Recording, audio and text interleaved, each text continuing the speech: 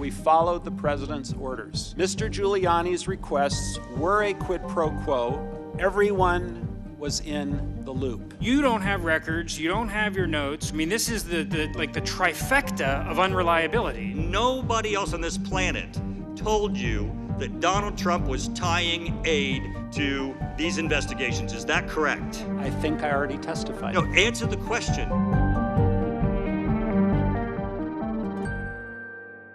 Secretary Perry, Ambassador Volker, and I worked with Mr. Rudy Giuliani on Ukraine matters at the express direction of the President of the United States. We did not want to work with Mr. Giuliani. Simply put, we were playing the hand we were dealt. We all understood that if we refused to work with Mr. Giuliani, we would lose a very important opportunity to cement relations between the United States and Ukraine. So we followed the president's orders. Mr. Giuliani's requests were a quid pro quo for arranging a White House visit for President Zelensky. Mr. Giuliani demanded that Ukraine make a public statement announcing the investigations of the 2016 election, DNC server, and Burisma. Mr. Giuliani was expressing the desires of the President of the United States, and we knew these investigations were important to the President. We made every effort to ensure that the relevant decision makers at the National Security Council and the State Department knew the important details of our efforts.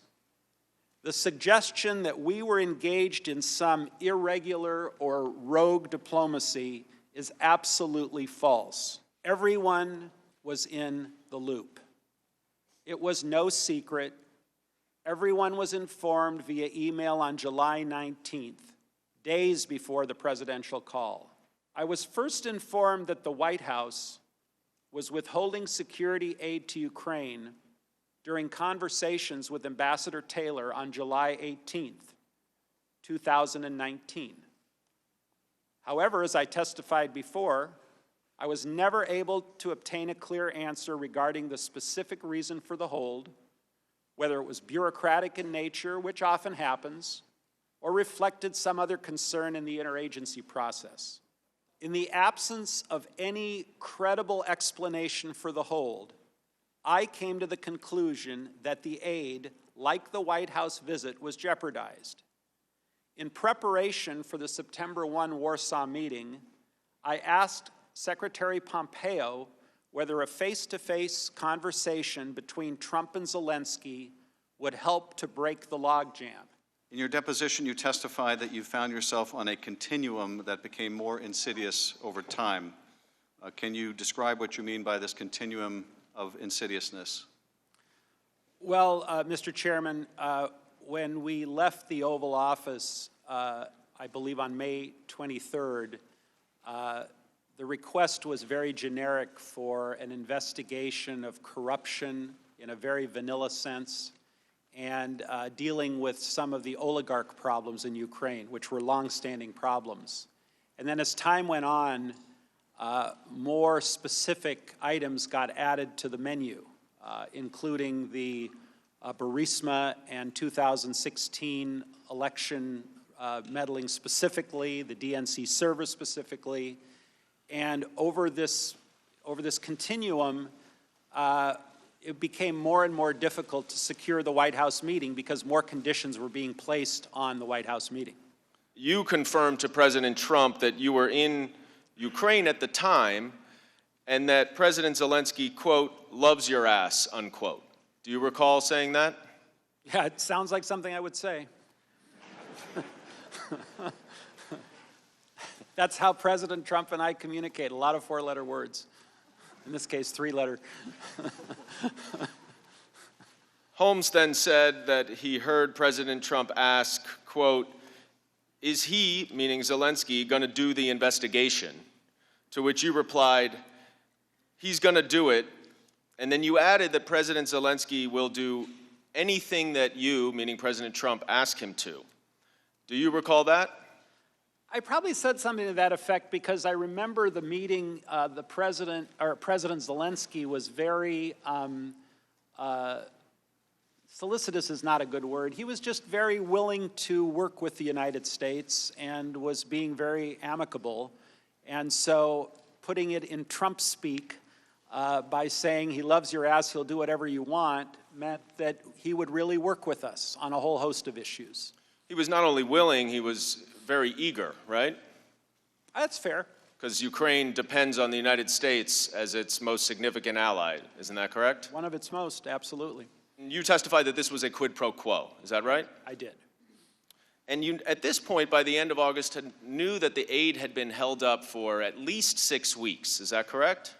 I believe I found out through Ambassador Taylor that the aid had been held up around July 18th is when I heard originally. And even though you searched for reasons, you were never given a credible explanation. Is that right? That's right. And no one you spoke to thought that the aid should be held, to your knowledge. Is that right? I never heard anyone advocate for holding the aid. And now, by this point, at the end of August, it went public and the Ukrainians knew about it, right? I believe there was some press reports, presuming or who knows, but I think at that point it became sort of common knowledge that everything might be tied together. And in fact, President Zelensky brought it up at that September 1st meeting with Vice President Pence that you were at, right? I don't know if he brought it up specifically, but asked where the aid was, I think was more, I think he sort of asked, again, very vague recollection, because I don't have a readout of the bilateral meeting, but why don't I have my check, essentially? And you understood the Ukrainians received no credible explanation. Is that right? I certainly couldn't give them one. So is this kind of a 2 + 2 = 4 conclusion that you reached? Pretty much. Is the only logical conclusion to you that, given all of these factors, that the aid was also a part of this quid pro quo? Yep. President Trump never told me directly that the aid was conditioned on the meetings. The only thing we got directly from Giuliani was that the Burisma in 2016 elections were conditioned on the White House meeting. The aid was my own personal, guess, based, again, on your analogy, 2 + 2 = 4. You testified that Mr. Giuliani was expressing the desires of the president, correct? That's our understanding, yes. But how did you know that? Who told you?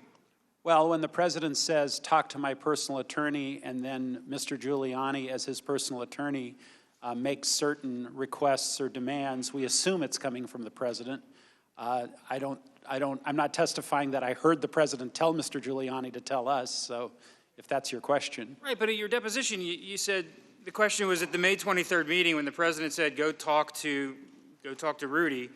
You responded, he didn't even say go talk. He said, talk to Rudy. You subsequently said it was sort of like, I don't want to talk about this. So it wasn't an order or a direction to go talk with Mr. Giuliani, correct? Our conclusion, and the conclusion of the three of us, was that if we did not talk to Rudy, nothing would move forward on Ukraine. You acknowledge that this is speculation, right? It was a presumption. Okay. That it was a guess. In fact, I think you even said this morning. Well, I want to say that it goes back to Mr. Goldman's point, or Chairman Schiff's, 2 + 2 = 4 in my mind at that point. Okay, but you didn't have any evidence of that, correct? Other than the aid wasn't being released and we weren't getting anywhere with the Ukrainians. Okay, but did Ambassador Volker clue you in that was the issue? I mean, this is a pretty high, this is a pretty serious conclusion you've reached without precise evidence. Well, I sent that email to Secretary Pompeo to set up a potential meeting between President Trump and President Zelensky in Warsaw.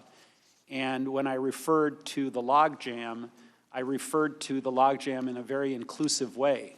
Everything was jammed up at that point, and Secretary Pompeo essentially gave me the green light to brief President Zelensky about making those announcements. you don't have records, you don't have your notes, because you didn't take notes, you don't have a lot of recollections. I mean, this is the trifecta of unreliability. Isn't that true?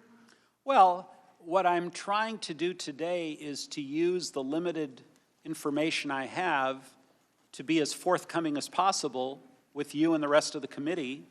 And as these recollections have been refreshed by subsequent testimony, by some texts and emails that I've now had access to, I think I filled in a lot of blanks. But a lot of it's speculation. A lot of it is your guess, and we're talking about, an impeachment of the President of the United States. So the evidence here ought to be pretty darn good. You've testified that Mulvaney was aware of this quid pro quo, of this condition that the Ukrainians had to meet, that is, announcing these public investigations to get the White House meeting. Is that right? Yeah, a lot of people were aware of it, and including Mr. Mulvaney. correct, And including the Secretary of State. correct. Now, have you seen the acting Chief of Staff's press conference in which he acknowledged that the military aid was withheld in part because of a desire to get that 2016 investigation you've talked about? I don't think I saw it live. I saw it later, yeah. So you saw him acknowledge publicly what you have confirmed too, that Mr. Mulvaney understood that 2 + 2 = 4. Is that right? Well, again, I didn't know that the aid was conclusively tied. I was presuming he was in a position to say yes it was or no it wasn't, because And he said yes it was, did he he not? said yes it was. The call with President Trump on September 9th or the 8th, you recall it vividly, right? I recall it vividly because it was keyed by the sort of frantic emails from Ambassador Taylor. I had, again, prior to that call, had all kinds of theories as to why things weren't moving, why there was no White House meeting, why there was no aid, why there was no this, why there was no that. And I was getting tired of going around in circles, frankly. So I made the call, and I asked, as I said, the open-ended question, what do you want from Ukraine? And that's when I got the answer. He was unequivocal, nothing. What I said in the text is what I heard.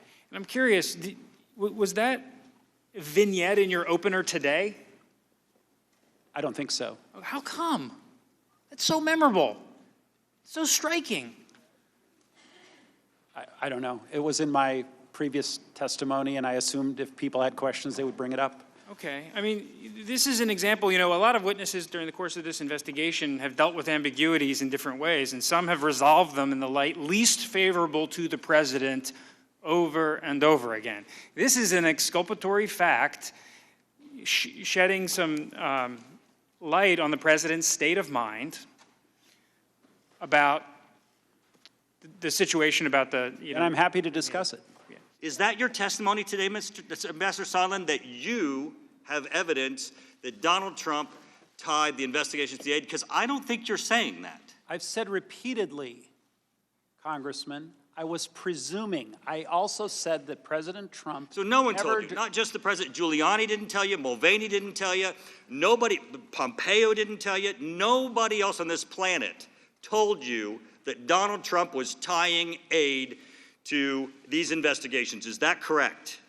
I think I already testified. No, answer the question. Is it correct? No one on this planet told you that Donald Trump was tying this aid to the investigations? Because if your answer is yes, then the chairman's wrong and the headline on CNN is wrong.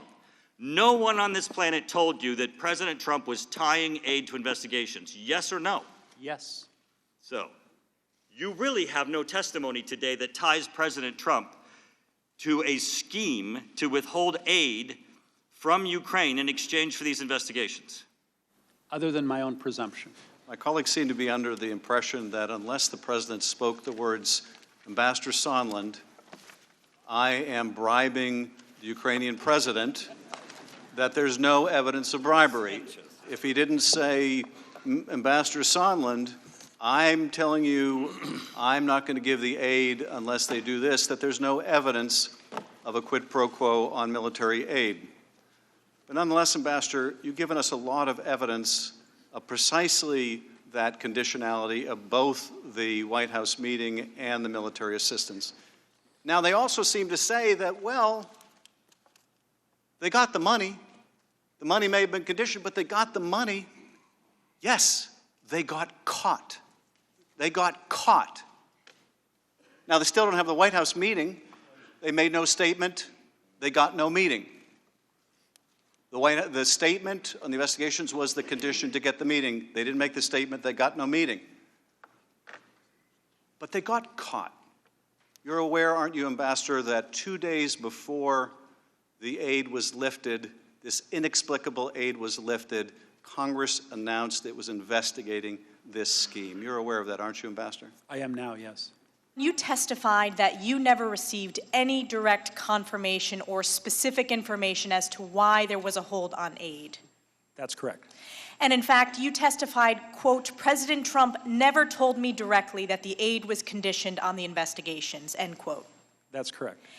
You said, quote, never heard those words from the president, correct? Correct. Instead, you testified that in your September 9th call with President Trump, the president said, quote, no quid pro quo. I want nothing. I want nothing. I want President Zelensky to do the right thing, do what he ran on, end quote. Is that correct? That's correct. And the fact is, the aid was given to Ukraine without any announcement of new investigations. That's correct.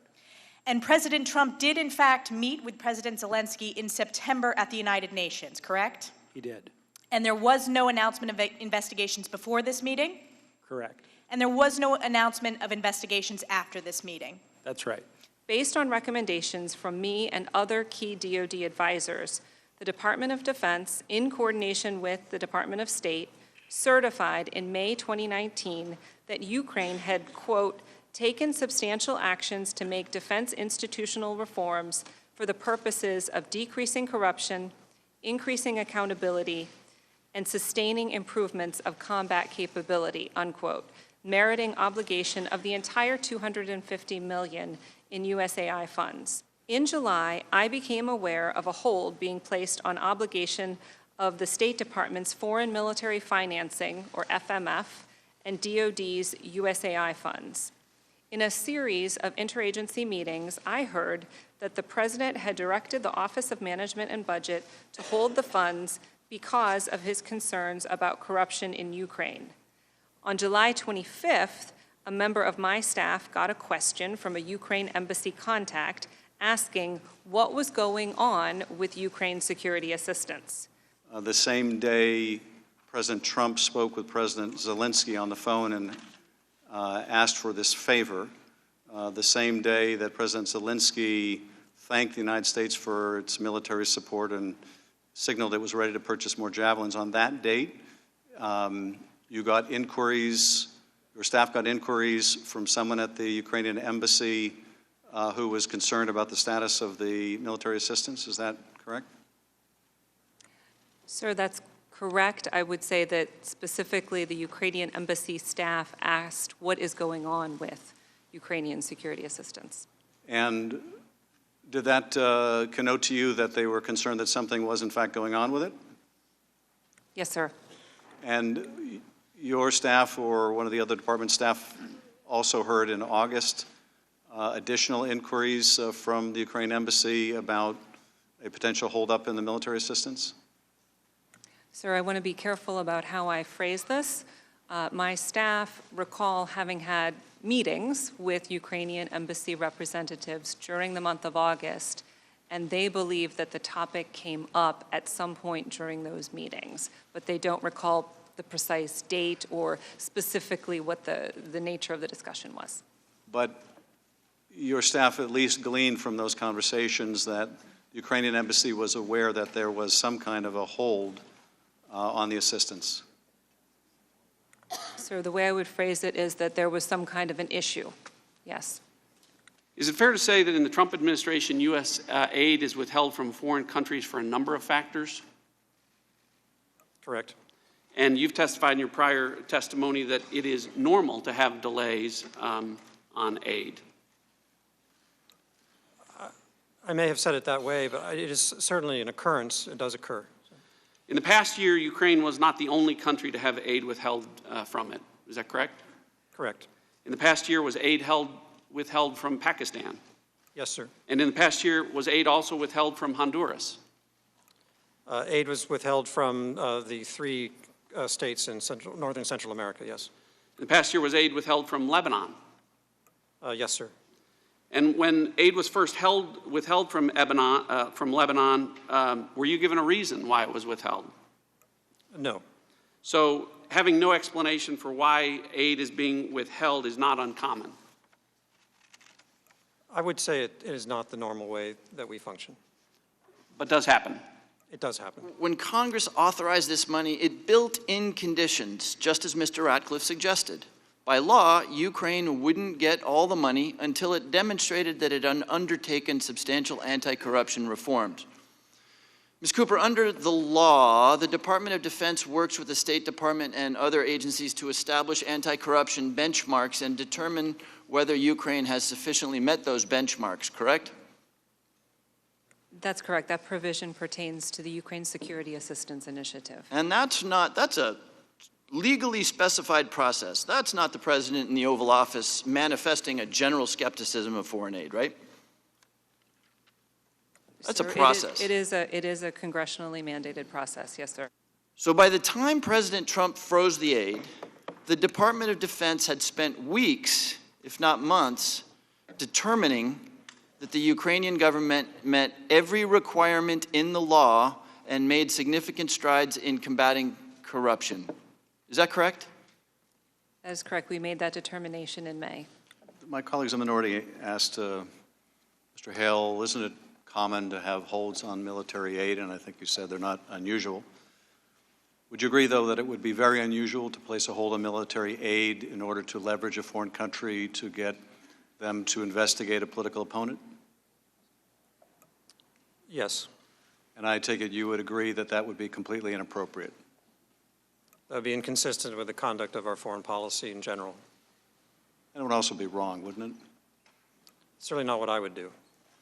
When we talk about aid, I always think about these are hard-earned taxpayer dollars. Would you agree with that? Absolutely. And isn't it correct that this administration, the Trump administration, has been conducting a foreign assistance review to reestablish norms that guide the assistance as we provide aid overseas? That's correct. You testified that this review had been going on for quite a while, and the administration did not want to take a business-as-usual approach to foreign assistance, a feeling that once a country has received a certain assistance package, it's something that continues forever.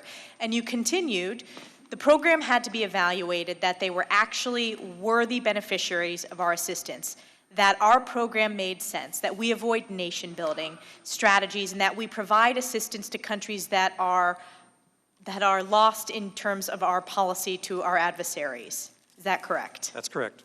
And you testified that you warmly welcomed this assistance review. Correct. And again, just to get this on record and for the millions of Americans viewing, security assistance was in fact released to Ukraine. I know I've already asked this, but this is a really important point. Correct. Thank you. I yield back.